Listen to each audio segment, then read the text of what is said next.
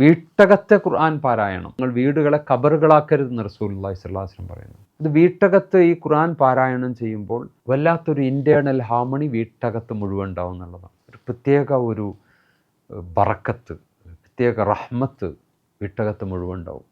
അതുകൊണ്ട് ഉപ്പയും ഉമ്മയും മക്കളൊക്കെ ഖുർആൻ അങ്ങനെ പാരായണം ചെയ്യാൻ സമയം കണ്ടെത്തണം. അങ്ങനെ ഓരോ കുട്ടികളും വീട്ടകത്ത് ഏറ്റവും നല്ല സമയമാണ് ഈ സമയം. നമ്മൾ മഗ്‌രിബിക്ക് ശേഷം ഖുർആൻ പാരായണം കൊണ്ട് തുടങ്ങുക എന്ന നമ്മുടെ ഒരു സംസ്കാരമുണ്ട്. ആ സംസ്കാരം നഷ്ടപ്പെട്ട സാഹചര്യത്തിലാണ് നമ്മൾ ഇങ്ങനെ ഒരു ക്യൂ സ്പോട്ട് തുടങ്ങുന്നത്. അതുകൊണ്ട് ഈ ഒരു സന്ദർഭം, ഈ ഒരു സമയം നമ്മൾ അതിനു വേണ്ടി മാറ്റിവെക്കണം. ഇത് നിരന്തരമായി ഇത് കേട്ടിട്ട് പിന്നെ അതിനോടുള്ള ആ ഒരു അട്രാക്ഷൻ കുറഞ്ഞു പോകാൻ പാടില്ല. എല്ലാ ദിവസവും കേട്ട് ഇനി അത് മതി, ആവർത്തനമായി നിങ്ങൾ അതിനെ നിസ്സാരമായിട്ട് കാണരുത്. ഇബ്ലീസ് നിങ്ങളെ വ്യതിചലിപ്പിക്കും, പല വിധത്തിൽ നിങ്ങളെ അശ്രദ്ധയിലാക്കും, പല വിധത്തിലും നിങ്ങളെ അതിൽ നിന്ന് തടയാനുള്ള പല ശ്രമങ്ങളും നടത്തും. ആ ശ്രമങ്ങളെയൊക്കെ മറികടന്ന് വളരെ ബോധപൂർവം നിങ്ങൾ എല്ലാ പണികളും മാറ്റിവെച്ച്, ഒരുപക്ഷെ നിങ്ങൾ പുറത്ത് ഏതെങ്കിലും കാര്യത്തിന് വേണ്ടി യാത്ര പോയിട്ടുണ്ടെങ്കിൽ ഇതിനു വേണ്ടി നിങ്ങൾ ഓടി വന്ന് ഈ സമയത്ത് കുറച്ചു നേരം നിങ്ങളത് കേൾക്കുക. ഒരു 15 മിനിറ്റ് നിങ്ങൾ അതിന് മുന്നിലിരിക്കും. അപ്പോൾ അള്ളാഹുവിനെ കുറിച്ച്,